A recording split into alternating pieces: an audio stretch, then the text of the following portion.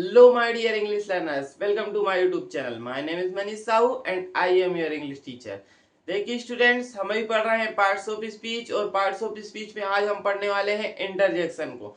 Parts of speech में 8 topics होते हैं जिनमें से 7 हम प्रीवियस वीडियोस में कवर कर चुके हैं। आज की वीडियो में हम पढ़ेंगे इंटरजेक्शन, जो हमारा पार्ट्स ऑफ स्पीच का 8वां टॉपिक होता है। तो देखिए स्टूडेंट्स, अगर आपने पुराने वीडियोस नहीं देखे हैं तो कृपया करके उन्हें देख लेना।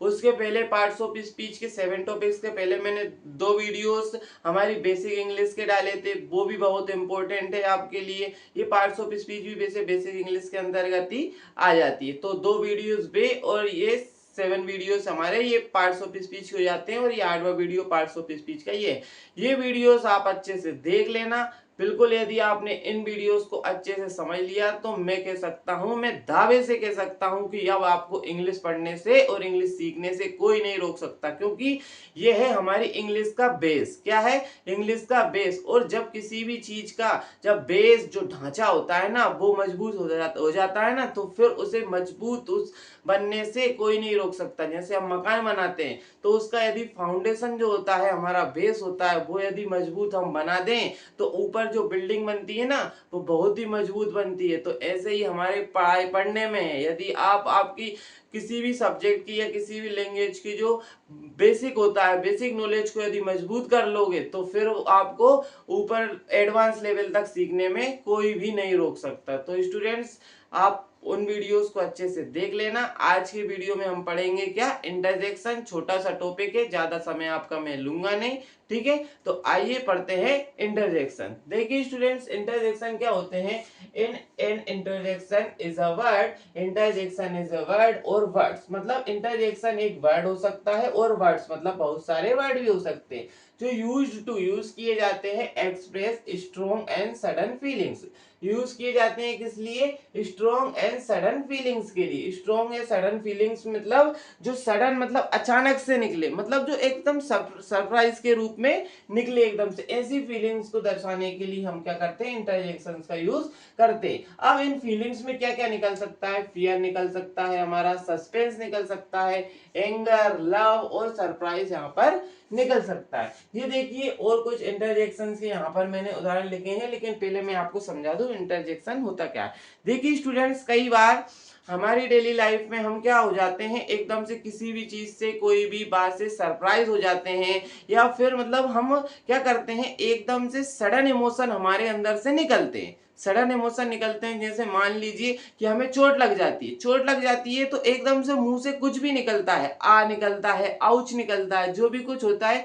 तो सडन इमोशन जो भी निकलेगा, सडन मतलब एकदम से जो निकलेगा सरप्राइज के रूप में, वो होते हैं हमारे इंटरजेक्शन। एक बात याद रखना, इंटरजेक्शन जो वर्ड होते हैं हमारे, उनके पीछे हमेशा आपका एक्सक्लेमेशन मार्क आता है। ये होता है हमारा एक्सक्लेमेशन मार्क, ये हमेशा आएगा आपके कोई भी इंटरजेक्शन वर्ड हो उसके पीछे। तो आइए स्टूडेंट्स, आगे इंटरजेक्शन आप समझ गए। अब किस किस फीलिंग में वो आ सकते हैं वो हम देखते हैं। देखिए पहला है हमारा जॉय। जॉय मतलब खुशी। अब जॉय, खुशी में हम क्या बोलते हैं? मान लीजिए हम क्रिकेट खेल रहे हैं या क्रिकेट देख रहे हैं, कोई सी हमारी पसंदीदा टीम मैच जीत जाती है तो हम क्या बोलते हैं? हुर्रे। क्या बोलते हैं?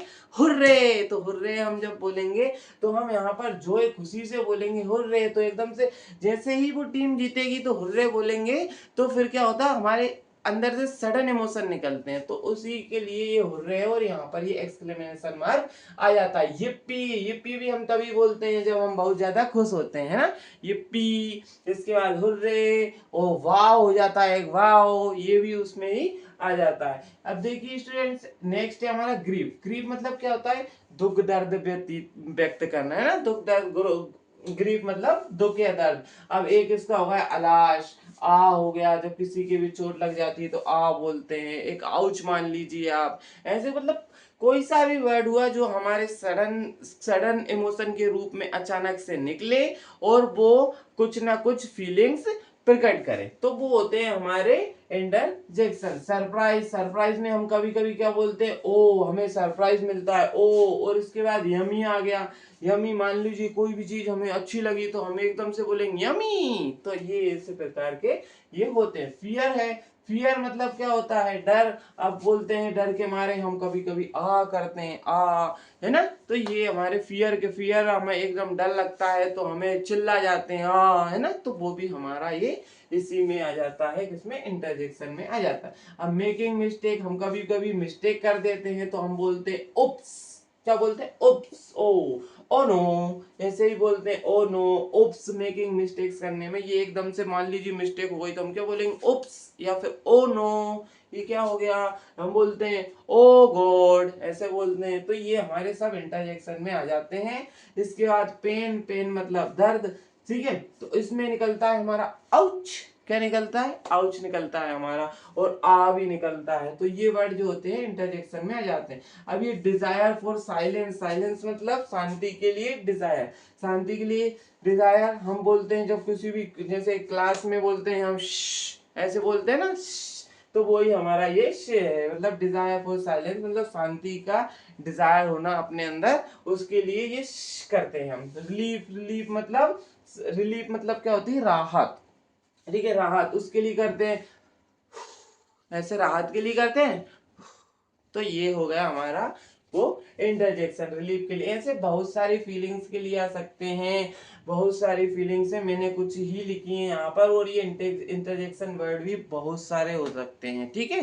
तो उसमें आप कंफ्यूज मत होना, ये मैंने कुछ ही लिखे हैं एग्जांपल्स के थ्रू। तो ये कोई ऐसा कोई इसमें ग्रामेटिकली रूल चलता नहीं है। और मान लीजिए कि इंग्लिश में भी हम स्पोकन में या ग्रामर में इनका ज्यादा यूज होता नहीं है, इसलिए मैंने ज्यादा एग्जांपल्स इसके लिए नहीं है। तो आप, आई होप आप ये समझ गए होंगे क्या होता है इंटरजेक्शन। तो ये ज्यादातर मतलब आपकी इंग्लिश में ग्रामर वगैरह ऐसा कुछ रूल होता नहीं है इनको यूज करने का, सीधे से है सडन इमोशन जो निकलते हैं, बस इनका एक रूल है कि इनके पीछे जो आपका एक्सक्लेमेशन मार्क आता है, बस इतना सा इसका रूल है। तो आई होप स्टूडेंट्स आपको समझ में आ गया होगा। आज की इस वीडियो में हमारी पार्ट्स ऑफ स्पीच पूरी हो जाती है। अब पार्ट्स ऑफ स्पीच के बाद अब नेक्स्ट आने वाले वीडियोस में हम क्लोज को पढ़ेंगे, क्लोज के बाद हम पढ़ेंगे फ्रेजेस को पढ़ेंगे, फ्रेजेस के बाद हमारे जो consonant sound, vowel sound and semi vowels जो होते हैं हमारे, उनको हम पढ़ेंगे। और उसके बाद हमारी एक आध वीडियो और बचेगा जो बेसिक इंग्लिश के अंतर्गत आता है, और इसके बाद हमारी बेसिक इंग्लिश पूरी तरीके से पूरी हो जाएगी और हम उसे बिल्कुल मजबूत कर लेंगे और हमारा बेस बिल्कुल क्लियर हो जाएगा। और फिर हम एडवांस इंग्लिश थोड़ी थोड़ी धीरे धीरे जो बड़े बड़े टॉपिक होते हैं उनको पढ़ने के लायक हो जाएंगे। मैंने जब से ये यूट्यूब वीडियो बनाया है, जब से यहाँ पर वीडियोस बनाने स्टार्ट किए हैं इस चैनल पर, तब से मैं बेसिक इंग्लिश ही पढ़ा रहा हूँ। बेसिक इंग्लिश में मैंने बिल्कुल बेसिक से उठाया है और मैं अभी भी बेसिक ही पढ़ा रहा हूँ। इस बेसिक को खत्म करने के बाद मैं एडवांस लेवल पर चलूंगा।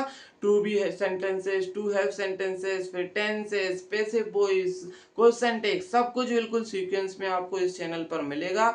और स्पोकन इंग्लिश में जो स्ट्रक्चर हम डेली लाइफ में यूज करते हैं वो भी मैं बीच बीच में डाल देता हूँ। मैं 2 स्पोकन इंग्लिश के स्ट्रक्चर आपको पहले भी डाल चुका हूं और ऐसे ही मैं बीच बीच में डालता रहूंगा। और एक समय ऐसा आएगा जब हम टेंसेस और मॉडल्स वगैरह टॉपिक कर लेंगे ना, उसके बाद ऐसा समय आएगा जब मैं वो स्ट्रक्चर, डेली यूज स्ट्रक्चर ही रेगुलर बेस पर लाऊंगा। और बीच बीच में ऐसी भी क्लास में लाऊंगा जहां पर कोई भी हमारा स्ट्रक्चर लेंगे हम और स्ट्रक्चर में हम लाइव प्रैक्टिस करेंगे। इस रिकॉर्डेड वीडियो में हम लाइव प्रैक्टिस करेंगे उसकी, किसी भी स्ट्रक्चर को हम पहले तो सीखेंगे और उसके बाद सेंटेंसेस हम प्रैक्टिस करेंगे। एक वीडियोस में प्रैक्टिस का पहले डाल भी चुका हूं, ऐसे और भी डालूंगा, लेकिन मैं अभी सोच रहा हूं कि पहले अपने स्टूडेंट्स का क्या बेस क्लियर कर दूं। तो बेस क्लियर होना बहुत मजबूत है स्टूडेंट्स।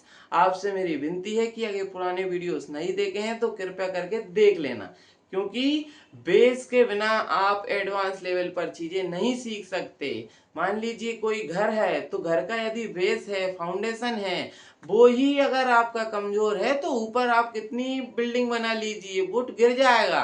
ठीक है, जब आपका बेस ही क्लियर नहीं है तो आप कोई सी भी सब्जेक्ट सीख रहे हो, कोई सी भी लैंग्वेज सीख रहे हो, तो आपका बेस क्लियर होना बहुत ज्यादा आवश्यक है। तो इसलिए मैं बेसिक इंग्लिश पढ़ा रहा हूँ, इसके आगे हम एडवांस चीजें भी पढ़ेंगे। ठीक है, तो आई होप स्टूडेंट्स आपको ये समझ में आ गया होगा।